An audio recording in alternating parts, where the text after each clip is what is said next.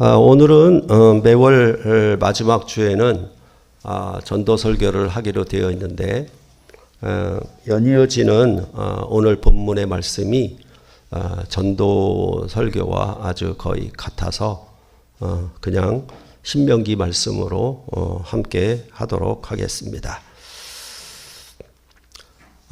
보통 우리가 지금 계속 보고 있는 신명기 21장을 가리켜 전쟁 법에 관한 내용으로 그렇게 말을 합니다. 지난 주일 우리가 보았던 20장 1절로부터 9절은 두려워하지 말라는 말씀이 중심이기 때문에 전쟁에 임하는 어떤 군인 정신, 어떤 군인의 사기, 그런 내용과 그런 면에서 말하는 점이 중심입니다.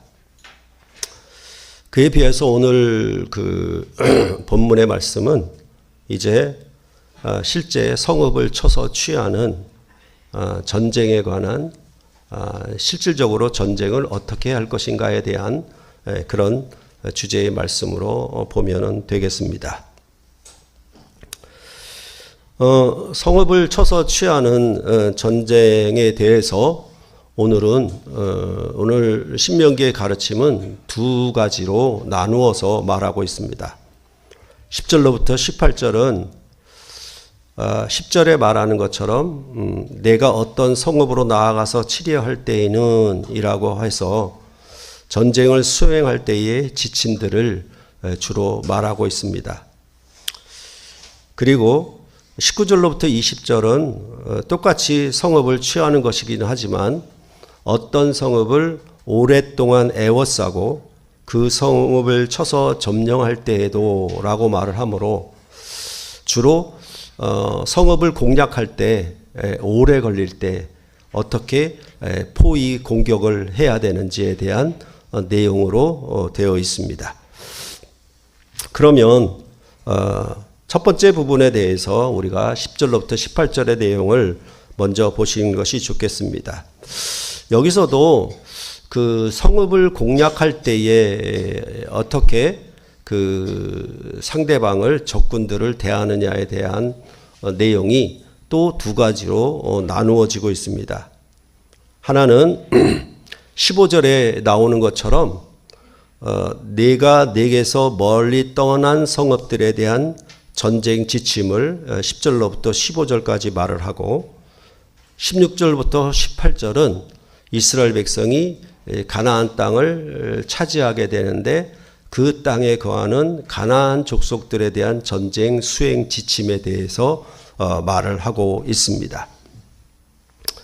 그래서 멀리 있는 성읍들에 관하여는 먼저 화평을 선언하라 라고 10절에 말하고 있습니다. 그래서 이 화평을 선언을 하는데 그 화평하기로 한 성읍이 있을 경우, 그 다음에 화평을 거부하기로 한 성읍이 있을 경우, 이렇게 또 두 가지로 나누어서 말하고 있습니다. 그랬을 때 화평하자라고 하는 것은 현대로 보면은 어떤 상호 불가침 조약 뭐 그런 의미와도 같고요. 아니면 동맹을 맺는 것과도 같다라고 볼 수 있겠습니다. 그러니까 이것은 단순히 우리가 평화하자, 화평하자, 사이좋게 지내자라는 의미도 있겠지만은 그 안에 담기는 의미가 뭐냐 하면 서로 조약을 맺자, 우리가 계약을 맺어서 상호 불가침으로 서로 화평하자라는 의미가 있는 것입니다. 그러니까 그냥 친하게 지내 이런 개념이 아니라 우리가 서로 언약을 맺고 계약을 맺어서 화평하자라는 뜻이 거기에 담겨져 있다라고 보는 것입니다. 그래서 만약 화평을 선언했는데 화평하기로 하고 성문을 열어주면 그때에는 11절 후반절에 말하는 바와 같이 그 모든 주민들에게 내게 조공을 바치고 너를 섬기게 할 것이요 라고 말을 하고 있습니다. 그러니까 그 성읍 주민들을 노예로 삼으라라고 말을 하고 있는 것입니다. 그러니까 이것은 화평인데 동등한 수준의 화평은 아니지요. 아니고 상하 계급이 있는 것처럼 이제 그 성읍을 치료할 때에 그들이 화평하기로 한다면 그러면 너희는 우리에게 조공을 바쳐라. 우리의 속국이 되어라. 그렇게 말하는 것과 같고 그 사람들, 그 성읍의 사람들을 마치 노예처럼 그렇게 부리도록 되어 있는 것입니다. 그러니까 전쟁은 하지 않되 그 성읍 사람들이 이스라엘 백성들에게 조공을 바치는 더 낮은 계급의 성읍으로 그렇게 만들자라는 뜻이 거기에 담겨져 있는 것입니다. 그런 다음에 만약 화평을 거부한다라고 하면 그 대적에 대해서는 그 성읍에 대해서는 12절로부터 14절에 이렇게 말합니다. 너는 그 성읍을 애워쌀 것이며 내 하나님 여호와께서 그 성읍을 내 손에 넘기시거든 너는 칼날로 그 안에 남자를 다 쳐 죽이고 너는 오직 여자들과 유아들과 가축들과 성읍 가운데 있는 모든 것을 너를 위하여 탈취물로 삼을 것이며 너는 내 하나님 여호와께서 내게 주신 적군에게서 빼앗은 것을 먹을지니라 라고 말하고 있습니다. 그래서 화평을 거부하는 성읍 사람들에 대해서는 남자는 다 쳐 죽이라고 했는데 이것은 모든 남자를 가리키는 말은 아닐 것이고 뭐냐 하면 20세 이상의 군인과 같은 장정들은 다 죽이라고 말을 하는 것이라고 생각이 됩니다.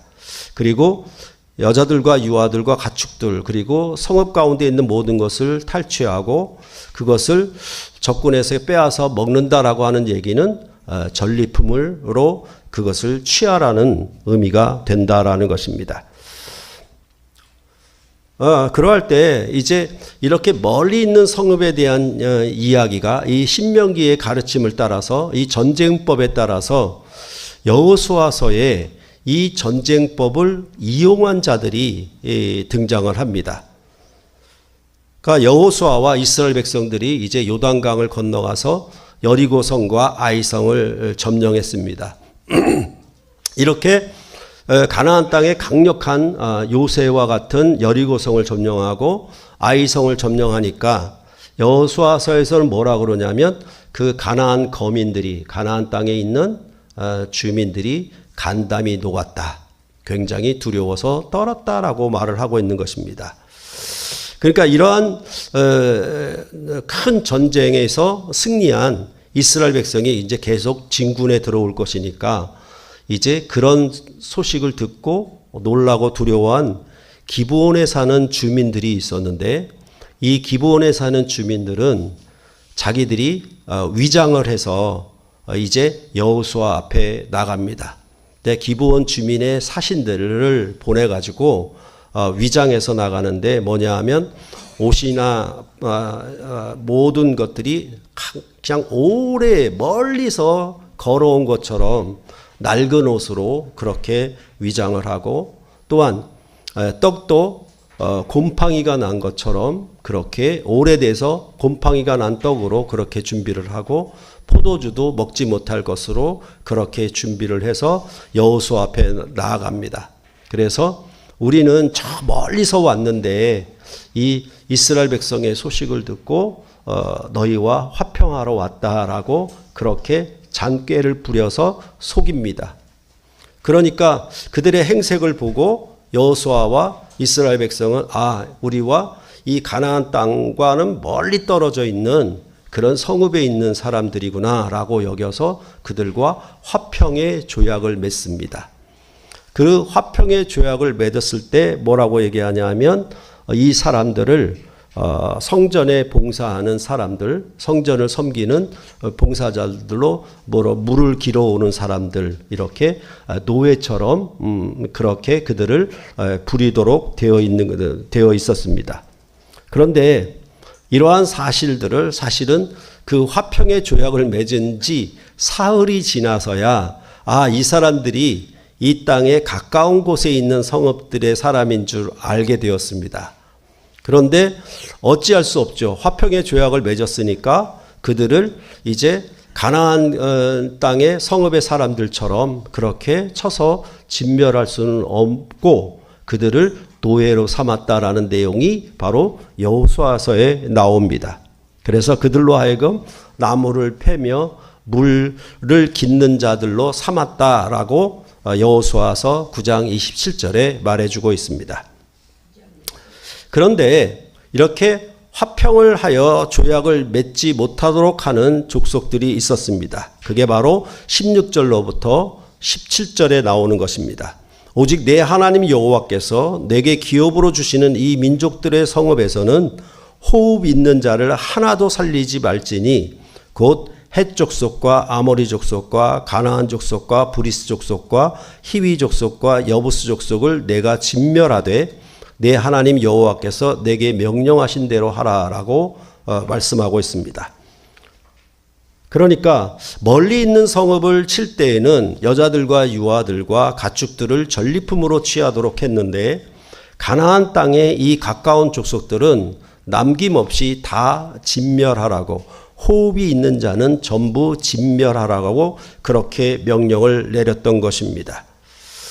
이렇게 이들을 철저하게 진멸하라는 명령에 대해서 그 이유를 말을 하고 있는데 그 이유는 바로 이스라엘 백성이 그 땅에서 섬기는 이 이방인들, 가나안 족속들이 우상을 섬기는 것에 미혹되어서 유혹되어서 너희도 그들의 가르침을 받아 이방 신을 섬기게 될까 봐 그들을 완전히 진멸하라라고 그렇게 명령한 것입니다.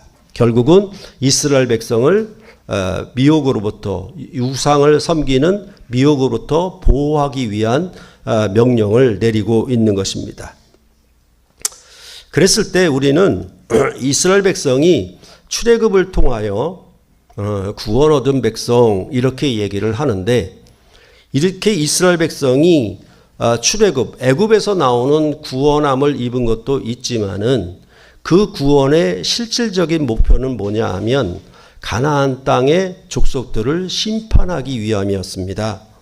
그러니까 이스라엘 백성을 구원하심은 심판의 목적이 있는 것입니다. 이스라엘 백성만 구원한다라는 그 목적이 아니라 그들을 구원해서 이 가나안 족속을 심판하기 위한 목적이었다라고 성경은 말해주고 있는 것입니다.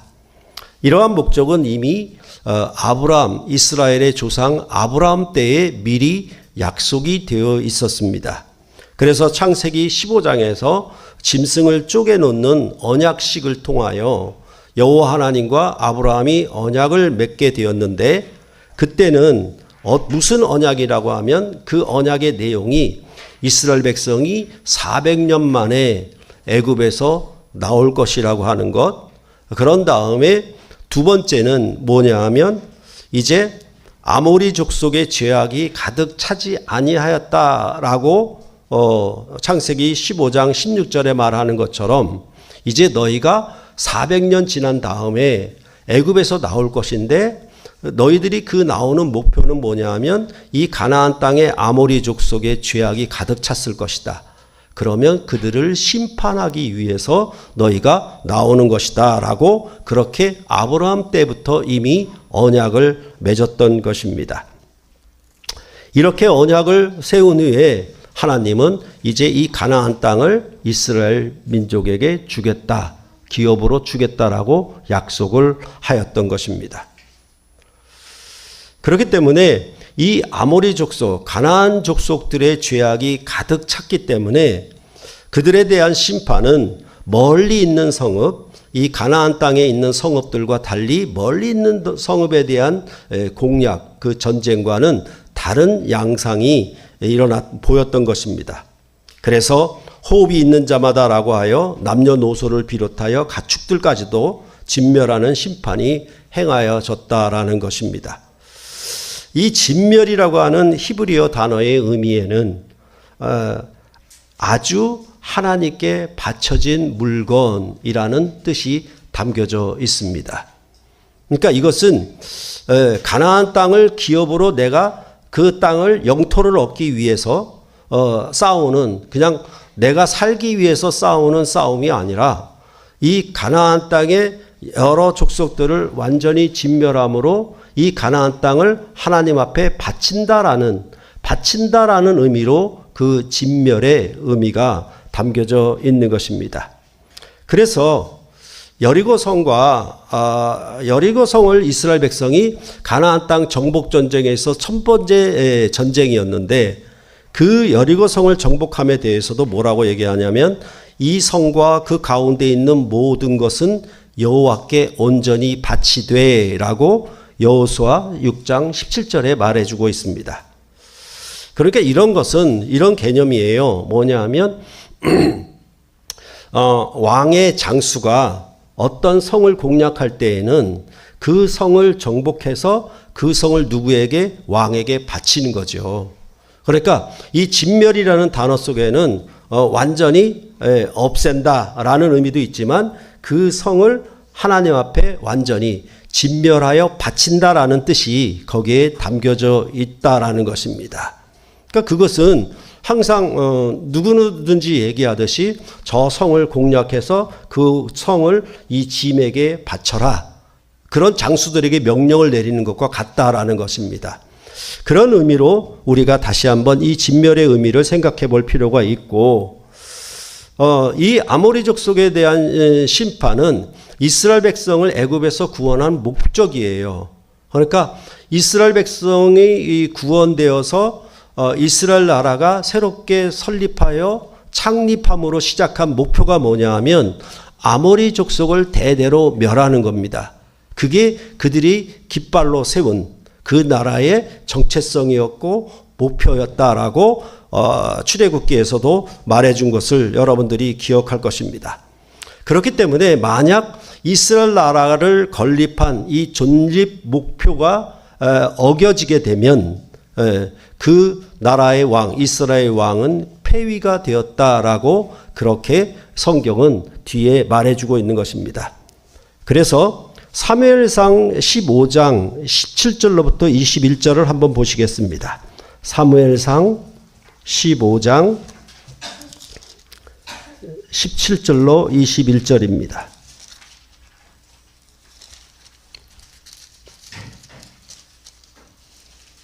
사무엘상 15장 17절로 21절 한 절씩 교대로 한번 읽어보겠습니다.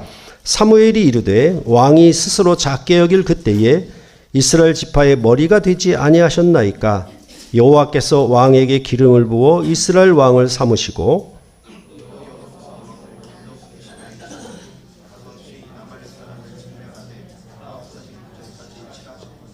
어찌하여 왕이 여호와의 목소리를 청종하지 아니하고 탈취하기만 급급하여 여호와께서 악하게 여기시는 일을 행하였나이까.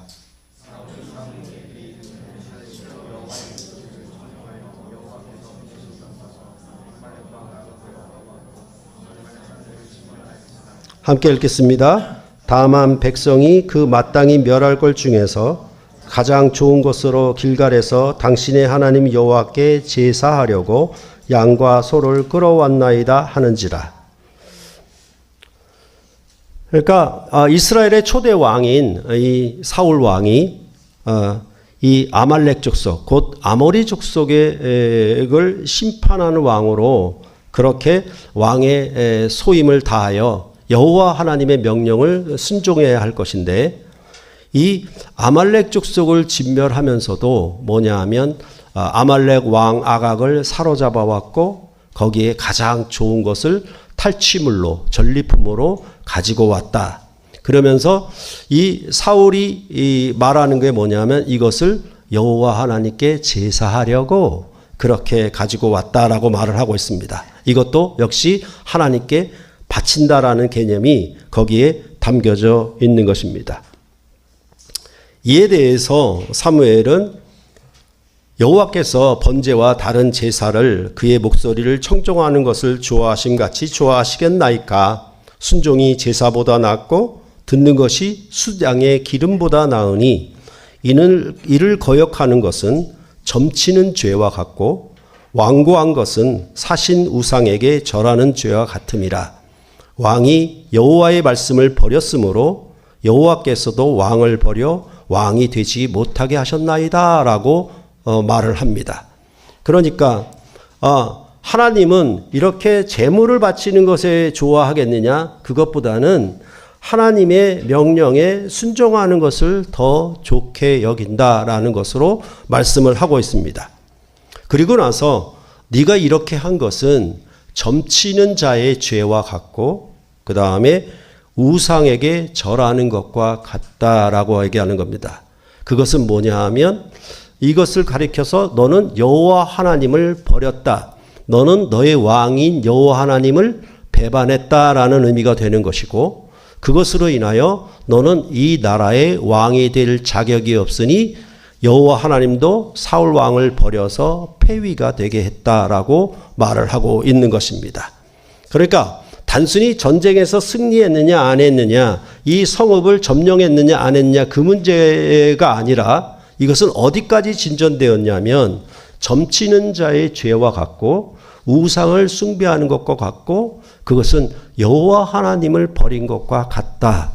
너는 이스라엘의 왕으로서 부적격하다라고 해서 이 사울 왕을 폐위, 버리게 되었다라고 본문은 말해주고 있는 것입니다. 그래서 이 사울 왕을 원래 처음 왕으로 세울 때에 정말 겸손한 사람이었거든요. 그런데 이제는 교만하여져 가지고 이렇게 여호와 하나님의 명령을 어길 정도로 아말렉 왕 아각을 사로잡아 왔고 또한 가장 좋은 것들을 취했다라고 말을 하고 있는 것입니다. 그러니까 이런 부분들을 뭐라고 얘기하냐면 아모리 족속을 진멸하는 것이 결국은 뭐냐 하면 우상 숭배하는 것과 같기 때문에 그건 의미가 뭐냐 하면 이스라엘 백성에게 세운 율법에 있어서 10가지 교훈들, 즉 10계명 중에 제1계명을 범한 거예요. 이 나라를 세운 목표가 뭐냐 하면 너는 내 앞에 다른 우상을 두지 말라라는 것이었는데 사울 왕이 이 여호와의 명령을 어김으로 말미암아 결국은 무슨 죄를 범하였냐 하면 우상을 숭배하는 죄를 범했다라고 말을 하고 있는 것입니다. 그것은 바로 이스라엘 백성의 언약서 안에는 우리가 늘 얘기했듯이 출애굽기 23장 20절 이하에 가나안 정복에 대한 내용이 들어가 있거든요. 그러니까 이스라엘 나라를 건립한 목표가 뭐냐? 그런 가나안 족속을 정벌하기 위한 목표다라고 새겨놓았어요. 그러니까 국가의 헌법을 어긴 왕이 되는 것이죠. 그러니까 이 사울 왕을 폐위시켰다라고 말을 하고 있는 것입니다. 그것은 우리나라의 현재 상황과 비슷하지요. 그렇죠? 헌법을 어기게 되면 왕을 탄핵하게 되어 있는 것과 같은 의미가 된다라는 것입니다. 그러니까 여호와 하나님은 이 가나안 민족들의 악함을 심판하기 위해서 이스라엘을 구원하였다라는 목표를 분명히 밝혔습니다. 그래서 신명기 9장 5절에도 뭐라고 얘기하냐면 내가 가서 그 땅을 차지함은 내 공의로 말미암도 아니며 내 마음이 정직함으로 말미암은도 아니요 이 민족들의 악함으로 말미암아 내 하나님 여호와께서 그들을 내 앞에서 쫓아내심이라. 여호와께서 이같이 하심은 내 조상 아브라함과 이삭과 야곱에게 하신 맹세를 이루려 하심이라 라고 말을 하고 있습니다. 그러니까 이것은 가나안 족속을 쫓아낸 것은 아브라함에게 맹세한 거야. 이삭과 야곱, 그러니까 이스라엘의 족장들에게, 이스라엘의 조상들에게 약속한 것이야. 이 나라는 태초부터, 아니 그 생성 초기부터 그 나라는 어떤 깃발을 들었냐면 가나안 족속을 정벌하기 위한, 그들의 죄악을 심판하기 위한 나라로 너희를 애굽에서 구원하여 세웠어 라고 성경은 말했던 것입니다. 그러니까 멀리 있는 성읍에 대한 전쟁에 대한 것이나 이 가나안 민족들에 대한 전쟁에 대한 것이 이렇게 서로 차이가 나게끔 오늘 21장에서는 말을 하고 있는 것입니다. 그래서 이러한 심판에 대하여 가나안 민족들을 쫓아내는 것에 대하여 하나님은 자기를 어떻게 표현하냐면 맹렬한 불과 같다라고 말을 하고 있습니다. 추후의 용서도 필요가 없는 그들의 죄악을 심판하는 데 있어서는 대단히 엄격하고 냉혹하게 심판하게 될 것임을 그렇게 약속했고, 그 약속한 나라를 너희가 이루지 못했으면 너희는 이스라엘 나라의 건국 이념에 맞지 않기 때문에 그 나라는 망하게 될 것이고 그 나라의 왕도 폐위가 될 것이라고 그렇게 분명히 말했던 것입니다. 이러한 부분에 대한 이해를 우리는 자꾸만 하나님에 대해서 도덕적으로 접근을 해요. 그래서 깨끗하고 흠이 없고 아주 착하고 친절하고 아주 사랑만 많은 그런 분으로만 접근을 해요. 성경이 말하고자 하는 것은 하나님 나라입니다. 그러니까 엊그제도 잠깐 동안 메시지를 보니까 어느 암자는 15년 동안 전기도 없이 한 사람이 중이 들어가서 수련을 하고 있다. 그건 그들에게 맞아요. 그것은 어찌 보면 자기 자신의 수련을 위한 목표, 그렇죠? 자기 자신이 깨끗해지고 그렇게 해서 뭐가 나옵니까? 그거 죽으면 뭐가 나오죠? 예, 사리가 나오는 거. 그렇게 되면 그 도를 측정을 해요. 성경은 그런 의미로 구원을 말하지 않아요. 하나님 나라를 이루는 일을 구원으로 말을 하는 거예요. 그 점에 있어 이방 종교와 기독교는 엄연한 차이가 있는 것입니다. 하나님은 그 나라의 왕이시고 그 나라의 구원 얻은 백성은 그 나라의 백성들이에요. 그렇기 때문에 나라를 이루는 일에 왕과 백성이 함께하는 것을 구원이다. 이렇게 성경은 말을 하고 있는 것입니다. 다시 말해서 자기 개인이 얼마나 깨끗하고 얼마나 착한 사람이 되느냐는 성경에 관심이 없어요. 어떻게 하나님 나라를 이루느냐에만 관심이 있는 겁니다. 그런 점에서 우리는 바르게 그 기독교에 대한 목표, 그것들을 알아야 할 것입니다. 그렇다라고 한다면 오늘 본문에 대해서 하나님이 굉장히 잔혹하잖아요. 어떻게 하나님이 이러실 수 있어? 라는 그런 의문이 반드시 들어가게 돼 있죠. 그것은 바로 하나님을 도덕적으로 보기 때문에 그래요. 우리나라도 헌법상 대한민국은 민주공화국입니다. 민이 주인 공화 정치를 하는 나라라고 말을 하고 있는 것입니다. 그래서 이번 정부에는 국민 주권을 너무나도 강조하고 있지 않습니까? 민이 주인인 나라니까. 그런데 이 대한민국 헌법을 만드는 배경에는, 역사적 배경에는 뭐가 있냐 하면, 공산주의를 추종하는 사람들은 어느 한 사람도 대한민국에 존재할 수가 없습니다.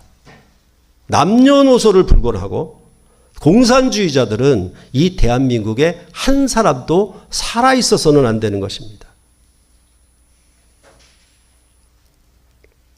그것은 바로 대한민국의 헌법으로 세운 이 나라의 건립 기반을 흔드는 것이고, 그 대한민국이 세워진 건국 목표를 훼손하는 겁니다. 그렇기 때문에 사실은 모든 나라에서 마찬가지로 이런 도덕이나 어떤 잘못에 대해서 범죄자들을 다루는 것하고 정치범을 다루는 것은 차이가 있는 겁니다. 그러니까 정치범들은 도덕적으로 양심이 깨끗하지요.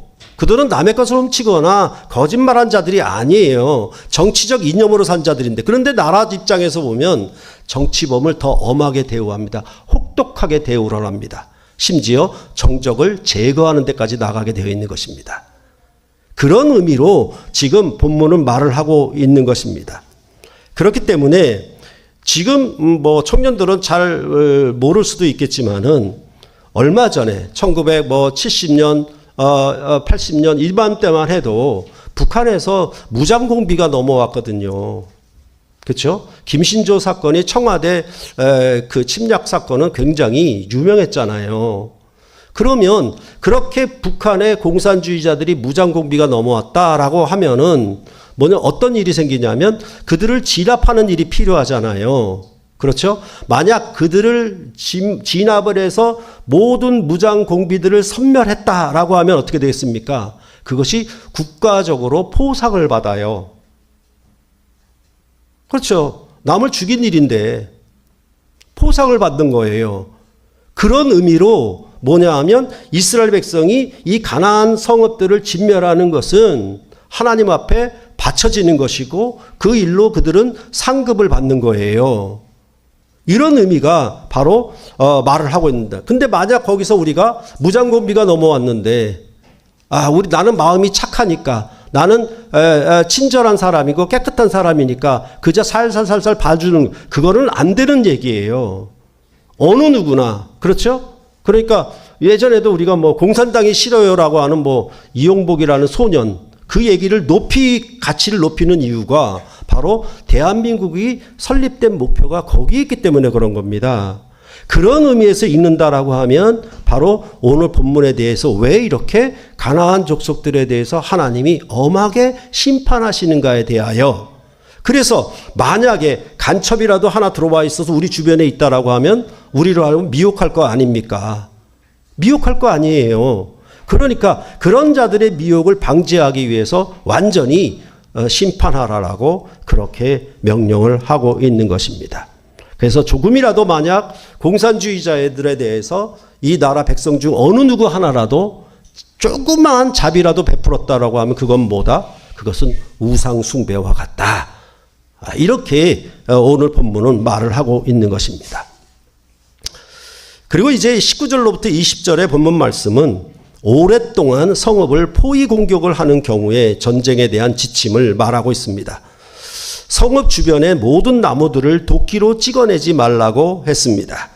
이는 그 나무가 이스라엘에 먹을 것이 되기 때문이에요. 그리고 들의 수목을 사람처럼 찍어내지 말라고 하는데 과목이 아닌 수목은 찍어내도록 하기 위함이었습니다.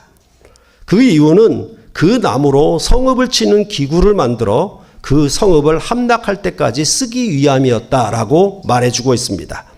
그러므로 과목, 그쵸? 과실이 있는 나무들은 먹기 위하는 것과 또한 성읍을 공략하는 무기들을 위해서 사용될 것이기 때문에 모든 수목을 다 도끼로 찍어내지 말라라고 말씀을 하고 있는 것입니다.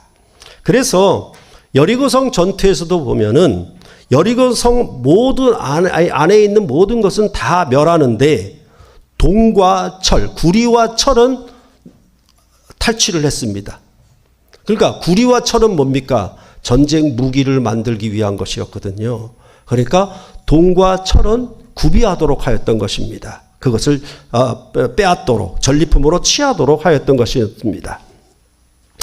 그러니까 사실은 오랫동안 성읍을 포위 공격하는 것이었기 때문에 이스라엘 군사들의 식량을 위해서 또 높은 성읍을 공략하는 사다리와 같은 것을 만들기 위해서 나무를 찍어내지 말라라고 명령하고 있는 것입니다. 이러한 전쟁 수행의 지침은 현재 러시아와 우크라이나의 전쟁을 보면 확실히 알 수 있어요. 이것은 그냥 양쪽의 군대들이 정면으로 대치된 상황의 전쟁터에서의 싸움만으로 이 전쟁의 승패가 나오는 것은 아닙니다. 그렇기 때문에 최근에 들려오는 소식을 보면 우크라이나의 드론이 뭐 1900km, 1500km를 날아가서 러시아가 워낙 넓잖아요. 넓은데 이 러시아는 전쟁터에 속한 그 성읍들만 전쟁에 속한 거 나라의 후방은 안전하다라고 생각했는데 그게 아니라 이 드론들이 1500km를 날아가는 거예요. 그러면 서울과 부산 거리의 3배 이상을 날아가는 거예요. 그렇게 해서 어디를 공략하냐면 석유 시설들 그리고 가스 시설들을 공략하는 것입니다. 이렇게 석유와 가스 시설들을 공략하는 이유는 러시아가 전쟁에 쓸 돈이 필요하기 때문에 그런 거예요. 왜냐하면 군사들을 모으고 용병들을 모으고 또한 그들의 식량을 제공해야 되고 또한 무기를 만들어야 되지 않습니까? 그러긴 전부 다 돈이 들어가니까 어떤 식의 공격을 하냐 하면 항상 그 돈의 보급로를 침략하기 시작하는 겁니다. 그러니까 전장에서 맞닥뜨려 싸우는 그 군사들의 용맹함도 중요하지만은 그들의 보급로를 끊어버리는 거예요. 그러면 아무리 용맹하다 하더라도 그들은 싸울 수가 없죠. 그렇기 때문에 이 공격의 목표는 바로 석유와 가스를 수출하지 못하도록 그렇게 해서 러시아가 전쟁에 투입되는 돈을 막아서 전쟁에 이기려고 하는 그런 목표를 세웠고, 그러한 전쟁, 즉 전쟁이 길어지면 길어질수록 돈이 많이 들어가는 것이니까 그런 부분에 대한 보급을 차단하는 것도 전쟁에 이기기 위한 방편이기 때문에, 전략이기 때문에 이렇게 전쟁을 하는 거예요. 그러니까 19절과 20절은 현대의 전쟁에서 나타나는 양상과 별로 다를 게 없어요. 근데 이것에 대해서 뭐 환경에 대한 문제라든가 참으로 이제 악랄한 것은 뭐냐 하면 핵 공격과 같은, 그렇죠? 지금은 핵 공격의 버금가는 아주 흉폭한 무기들이 가면 갈수록 개발되고 있는 것이어서 완전히 뭐 그 지역을 초토화시키는 겁니다. 사람이나 지금 동물이나 모든 자연 환경까지라도 완전히 황폐화시키는 무기들로 그렇게 만들고 있고, 그 무기들을 개발하는 일에 모든 나라가 서로 뭐 앞다퉈가려고 애를 쓰고 있는 것이죠. 그러니까 굉장히 흉폭한 시대를 만난 것입니다. 굉장히 흉폭한 시대를 만난 것이죠. 그건 단순히 자연 환경에 대한 보존을 말하는 것이 아니라 이것은 어디까지나 전쟁 수행 지침에 대해서 말한다는 점을 우리가 생각해야 할 것입니다. 그래서 이런 신명기 전쟁법에 대해서 이것을 순종하고 이루신 왕은 구약의 다윗 왕이었다라고 말해주고 있는 것입니다. 아모리 족속을 온전히 심판한 왕이었습니다. 그렇기 때문에 여호와 하나님은 이 다윗 왕을 가장 높여서 하나님의 마음에 합의한 왕이라고 그렇게 높였던 것입니다. 그러했어도 결국은 여러분이 아시는 것처럼 이스라엘은 이방 나라를 숭배했고 이방신을 수입함으로 제1계명을 범하며 그 나라는 바벨론에게 망하고 말았다라고 말을 하고 있는 것입니다. 그러하여서도 하나님은 항상 자기 백성의 언약에 신실하기 때문에 이스라엘 백성이 거듭거듭 패역해도 하나님은 그 이스라엘 백성을 완전히 멸하시지 않았습니다. 왜냐하면 하나님이 이스라엘을 구원한 목표가 사라지기 때문에 그런 거예요. 그래서 이스라엘 백성이 광야에서 먹을 것이 없어 마실 것이 없어 죽게 되었을 때에도 이스라엘 백성이 불평하는 건 뭐냐 하면, 왜 우리를 광야에 이끌어내서 죽게 했느냐, 애굽에 놔두고 그냥 살게 만들지, 노예라도 살게 만들지 왜 광야에 끌어내어서 죽게 만들었냐. 그것은 무슨 뜻인가 하면 하나님에게 모욕을 주는 거고 수치를 주는 거예요. 하나님은 무엇하라 그 일을 하셨습니까? 이렇게 죽일 거면 그것은 하나님이 하시는 일이 합당치 않고 그 일의 목표를 이루지 못한다라고 하면 하나님은 하나님이 아니게 되는 것이죠. 그렇기 때문에 하나님은 자기 백성에게 대하여 끝까지 신실하게 그 백성을 지키시고 이끌어내는 일을 하셨을 때에 우리가 늘 말씀드렸던 것처럼 이제 바벨론에서 돌아오는 것은 이제 애굽에서 돌아오는 구원보다 더 큰 구원으로 함께 하실 것이라고 말씀을 했고, 그 더 큰 구원이라고 하는 것은 이처럼 이스라엘 백성들처럼 가나안 족속을 진멸하는, 즉 유대인과 이방인이라고 하는 관계에서 유대인과 이방인을 원수 삼은 그 관계를 떠나서 이제는 유대인과 이방인이 함께 들어오는 천하 만민이 함께하는 하나님의 나라를 새롭게 세우겠다라고 그렇게 구약의 선지서들은 약속을 한 것입니다. 그리어 아브라함에게 약속했던 너로 인하여 모든 족속이 복을 얻을 것이라고 하는 그 언약을 하나님은 반드시 이루겠다는 뜻이 바로 천하 만민을 구원하시려는 하나님의 그 나라의 목표가 거기에 있었던 것이고, 바로 그리스도의 나라, 이 기독교는 하나님의 나라로, 천국으로서 유대인과 이방인이 함께하는 나라로 세워진다라고 그렇게 말씀을 하였던 것입니다.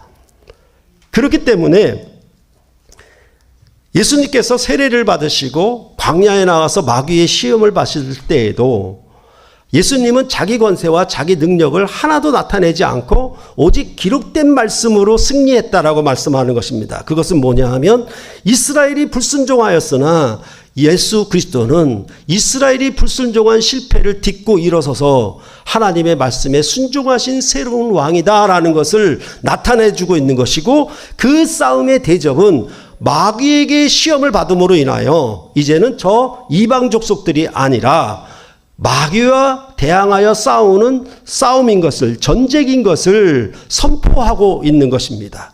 그럴 때에 예수님께서 처음으로 외치시는 것은 마치 너희가 성읍을 치료할 때는 먼저 화평을 선언하라고 했던 것처럼 예수님이 사역에서 제일 처음으로 외쳤던 건 뭐냐 하면 때가 찼고 하나님 나라가 가까워했으니 회개하고 복음을 믿으라라는 것입니다. 이런 것은 왜 그러냐 하면 이제 이 때가 찼다라고 하는 것은 모든 사람들 중에 의인이 하나도 없고 이제 하나님의 심판 아래 다 처하게 되었어요. 즉 죄와 사망의 권세 아래 다 들어가게 되었어요.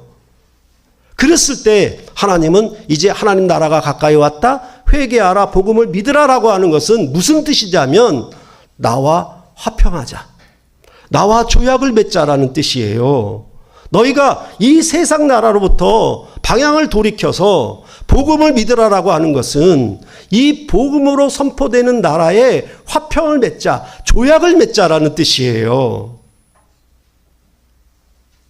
그렇기 때문에 이 복음이라고 하는 것은 귀신의 권세를 이기는 것부터, 귀신과의 싸움을 가장 먼저 예수님이 그렇게 싸우는 것이고, 이 사탄의 권세와 싸우는 나라가 곧 기독교의 나라라고 말씀을 하고 있는 거예요. 이게 그리스도의 나라예요. 이스라엘 나라는 저 가나안 족속과 싸우는 나라였지만은 이제 신약의 기독교는, 그리스도의 나라는 이 귀신 마귀와의 싸우는 나라라고 그렇게 천명하신 겁니다. 그래서 예수님이 십자가에 죽으시는 것도 거기에는 우리의 구원도 달려 있지만은 악한 사탄의 권세, 사망의 권세를 심판하는 뜻도 거기에 함께 담겨 있는 겁니다. 구원과 심판이 함께 있는 거니까. 그렇다라고 하면 복음이라고 하는 것은 우리가 예수를 믿고 깨끗하고 착한 사람이 되자라는 것이 아니라 이 복음은 화평의 복음이에요. 그 화평이라고 하는 것은 유대인과 이방인이 화평을 이루자는 겁니다.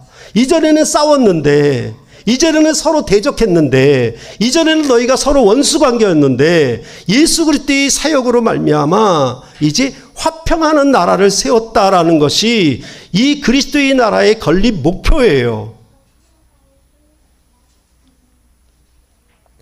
그래서 에베소서 2장 14절에는 그는 우리의 화평이신지라 둘로 하나를 만드사 원수된 것 곧 중간에 막힌 담을 자기 육체로 허셨다라고 말씀을 해주고 있는 것입니다. 즉 유대인과 이방인의 원수된 것을, 그 막힌 담을 헐기 위하여 예수님은 십자가에 죽으셨다, 자기 육체로 휘장을 찢으셨다, 이렇게 성경은 말씀을 하고 있는 것입니다. 이 일을 이루기 위하여 예수님은 겟세마네 동산에서 흐르는 땀방울이 핏방울이 되도록 기도하셨는데, 그것은 오직 내가 능력과 권세를 과시하기 위함이 아니라 나의 원대로 하지 마옵시고 아버지의 원대로 하옵소서, 즉 하나님 아버지의 명령을 순종하는 싸움이었다라고 그렇게 기도하면서 나타내주고 있었던 것입니다. 그렇기 때문에 이제 그리스도의 나라는 칼날로 상대방을 정복하는 나라가 아닙니다. 그런 나라가 아니에요. 하나님의 말씀에 순종하는 나라라고 말씀을 하고, 이 신약의 싸움에 승리하기 위하여 교회로 하여금 전신갑주로 무장하라고 말을 합니다. 그때 그 무장의 요소 가운데 하나가 뭐냐 하면 성령의 검, 곧 하나님의 말씀을 가지라 라고 에베소서 6장 17절은 말을 하고 있는 것입니다. 그럼 하나님의 말씀을 가진다라고 하는 것이 뭐냐라고 했을 때, 하나님의 최고의 계명은 하나님을 사랑하라. 마음을 다하고 뜻을 다하고 목숨을 다해서 뜻을 다해서 하나님을 사랑해라.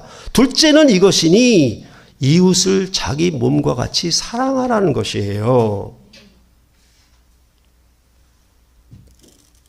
이것이 바로 하나님의 명령에 순종하는 백성이고 이 그리스도의 나라를 세운 건립 목표예요. 유대인과 이방인이 화평하게 되고 하나님을 사랑하는 자는 이웃을 사랑하는 백성이라고 그렇게 말을 하는 거예요. 그렇기 때문에 이 나라의 대적자는 누구냐면 이웃을 사랑하지 않고 자기만을 사랑하는 자예요. 우리는 자꾸 귀신과 마귀와 사탄하고 싸우니까 어떤 보이지 않는 것들과 싸운다라고 생각하는데 이 세상의 정신, 이 세상 나라의 가치가 전부 자기 개인을 향해서 서 있으면 그건 하나님을 나라를 대적하는 이 그리스도가 세운 나라를 대적하는 원수들이 있는 겁니다. 그들 안에는 알게 모르게 사탄의 권세가 지배하고 있는 거예요. 그것이 바로 무엇이냐? 우상 숭배라고 그렇게 성경은 말씀을 하고 있는 것입니다.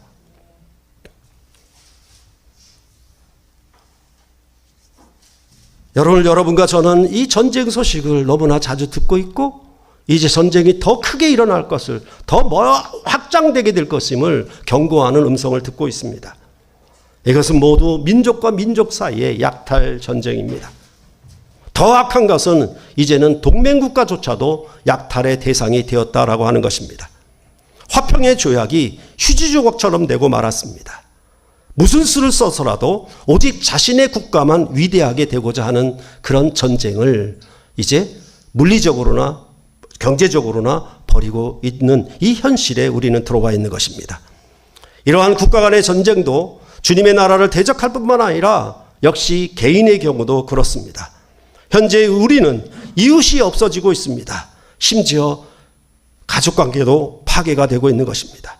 자기 이익과 자기 사랑 때문에 이웃을 하나님 앞에 전리품으로 바치는 일에, 천하만민에게 복음을 전파하는 일에, 그들에게 화평의 복음을 전하는 일에 우리는 무관심하게 되었고 자기 경계와 자기 울타리만, 자기 이익만 추구하는 그런 일로 아주 극도로 달려가고 있는 것입니다. 참으로 죄악이 가득 찬, 때가 찬, 아모리 족속의 죄악이 가득 찬 것처럼 그런 때를 당했다라고 말을 하고 있는 것입니다.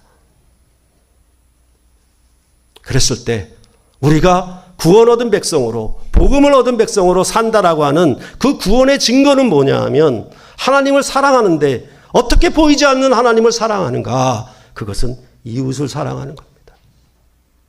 우리는 옆에 사람도 눈앞에 있는 사람도 눈도 마주치지 않고 한 번도 웃어 보이지 않는 그런 것이 자기의 삶인 것처럼 그게 누구의 권세 아래 있는 것인지 모르고 이 세상 사람들이 그렇게 다 살고 있으니까 우리는 이웃에 대한 관심을 다 끊고 나만을 위하여 살아가고 오직 다른 사람의 눈길 한번 맞춰주지 않고 다른 사람을 향해서 웃음 한번 주지 못하는 그런 삶을 온 세상이 살고 있으니 얼마나 이것이 죄악이 가득 찬 세상입니까?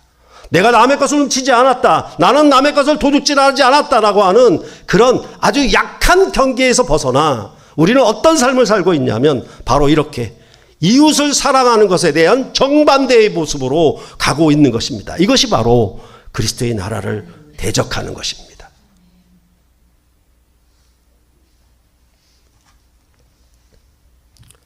그렇기 때문에 만약에 하나님의 가족들이, 천국 백성들이 혈통을 넘어 이 형제와 자매들을 자기 몸처럼 사랑한다면 우리는 그리스도의 나라의 건립 목표에 합당하게 사는 것이라고 말할 수가 있는 것입니다. 그렇기 때문에 우리는 성령의 검, 하나님의 말씀으로 무장했다라고 하는 것은 바로 화평을 선언하는 것입니다. 하나님과 그들이 화평하기를 원하고 우리가 우리 사이에 이웃사랑으로 화평하기를 원하는 것입니다. 그런 나라를 이루는 목표가 여러분과 제가 이루어야 될 구원의 목표라고, 너희를 죄와 사망에서 건진 목표가 무엇이냐라고 얘기했을 때 바로 그것을 선언해 주고 있는 것입니다. 그럴 때 이 나라에도 용서받지 못할 죄가 있어요. 그것은 바로 성령을 모독하는 것입니다. 성령을 모독한다라고 하는 것은 어떤 뜻이냐라고 하면 그 나라의 정책을 위반하는 것입니다. 마치 대한민국에는 공산주의자가 하나도 없어야 되고 민주주의를 대적하는 자가 하나도 없어야 되는 것처럼 그리스도의 나라에는 성령을 모독하는 자에 대해서는 절대 용서가 없습니다. 그 성령을 모독한다라고 하는 것은 바로 이 하나님 나라의 계명을 적대 대적하는 것입니다. 그것에 대해서는 하나님이 이제 이 가나안 땅의 가나안 족속들을 진멸하는, 호흡이 있는 자마다 완전히 진멸하라고 하는 그런 심판보다 더 엄하고 냉혹한 심판이 임하게 될 것입니다. 그것은 영원한 지옥불의 심판이라고 말씀을 하고 있는 것입니다. 그 일에 대하여 우리가 오늘 말씀을 듣고 우리는 참으로 이웃을 사랑하는 일에 온 힘을 다해야 될 것입니다. 여러분의 육신적 본성으로는 이게 안 맞아요. 할 수가 없어요. 그렇기 때문에 기도하면서 성령의 소욕으로 가지고 어찌하든지 함께하고 화평을 이루는 나라를 우리와 우리 모든 주변에 이웃을 사랑함으로 드러내는 것이 여러분을 구원하신 목표입니다. 그 목표를 따르지 않는다면 그것은 우상을 섬기는 것이고 보이지 않는 악한 마귀의 권세, 지배 아래 사는 것이다. 이렇게 오늘 본문은 말해주고 있는 것입니다. 여러분을 통하여 이 악하고 전쟁이 더 커지고 난리 소문이 더해지는 이 시대에도 우리가 화평의 나라, 그리스도 안에서 화평의 나라를 이루는 일에 여러분이 이 안에서라도 화평을, 이웃을 사랑함을 더 크게 나타내는 존귀한 주님의 나라를 여러분과 제가 함께 만들어 가기를 소원하는 것입니다. 기도하시겠습니다.